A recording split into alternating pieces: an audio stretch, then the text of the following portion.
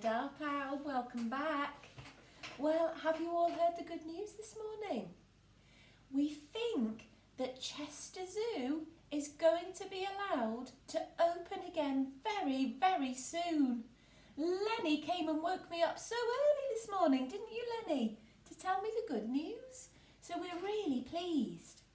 But they've had such a long time where they've been closed, they're still going to need to make more money to help to feed those animals. And they won't be able to have as many people in the zoo because we all have to stay 2 metres apart from each other, don't we?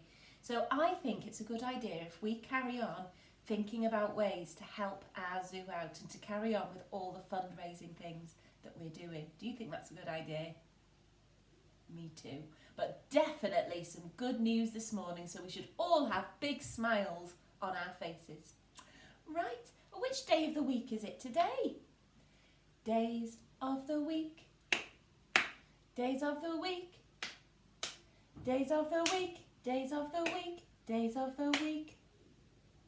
There's Monday and there's Tuesday. There's Wednesday and there's Thursday. There's Friday and there's Saturday. Then there's Sunday too. Days of the week. Days of the week. Days of the week. Days of the week. Days of the week. So we have had Monday, Tuesday, Wednesday today. Dial. It's a long one, isn't it? Wednesday. Here it is. It's Wednesday already. We're still in the month of June. And the day we had yesterday was the 9th of June, number 9.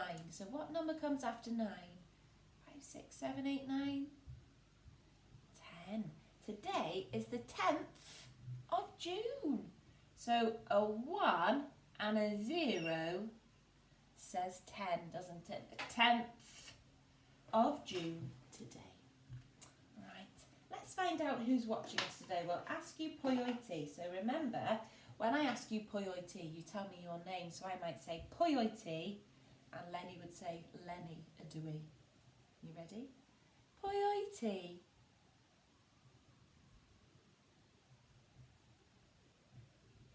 Diane. And my turn.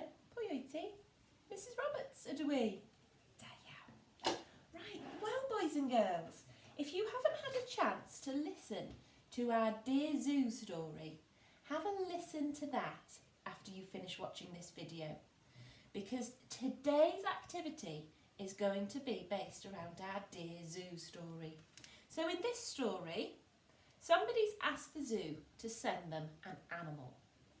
And we know, don't we, that you can't keep wild animals as pets. It wouldn't be kind. Not for any of those wild animals. They need lots of space, don't they? And special food.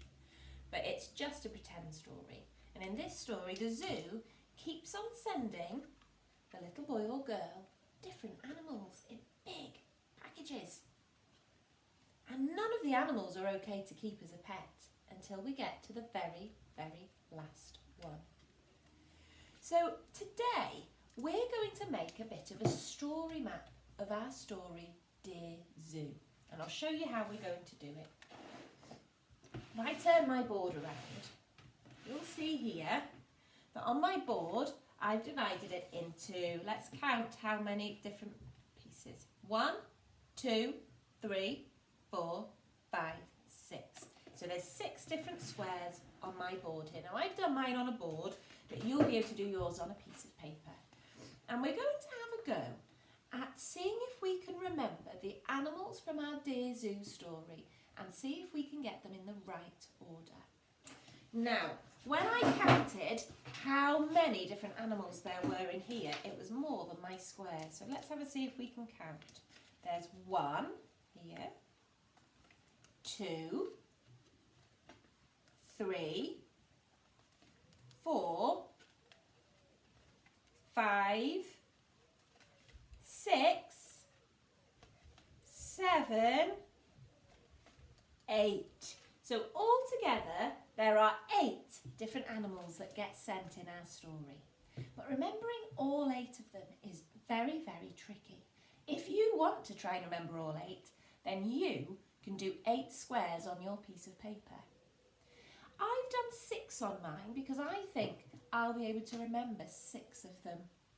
If you want to do 4 squares on yours and try to remember 4 of them, that's fine too. You can choose. So what we're going to do is we're going to have a go at remembering which animals were sent.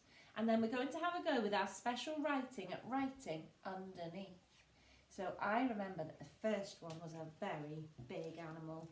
And it says, I wrote to the zoo to send me a pet. They sent me an... What was it? It was an elephant, wasn't it? So in my first square, I'm going to draw an elephant. It doesn't matter if it doesn't quite look like the elephant in the book. I'm just going to do my best. It's got a tusk there, big legs, 4 big legs. There we go. There's my elephant. And then I have to think about what elephant begins with. And don't get your grown-ups to do the writing. You have a go and see if you can hear any sounds or do your special writing however you want to. So elephant, lift off the top and scoop out the egg. L, oh, ooh, I can hear an ooh. L, L, down the insect's body and dot for his head. Elif. Can you hear next? Elif. Well done. Down the flower and across the leaves. Elephant. Can you hear that? Elephant. Down Nobby and over his neck. Elephant. What's that last sound? Elephant. Down. Well done. So I've got my elephant first. Who can remember which one came next? It's elephant. Was it the giraffe? I think it was, wasn't it? So I could have a go at doing my tall giraffe here. Very long neck and long legs.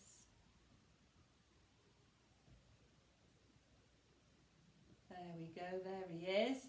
There's my giraffe. Giraffe, giraffe. What sound can you hear? So I'm going to do my and I'll carry on with my words in a minute.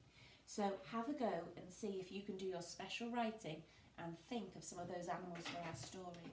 And then I want you to keep hold of this because we're going to be using your story map tomorrow to do another lesson where we're going to be thinking about making up our own story using our story map. So when you've finished it today, keep it somewhere nice and safe. And if you could send me a picture of it, that would be brilliant. So today is all about making story maps.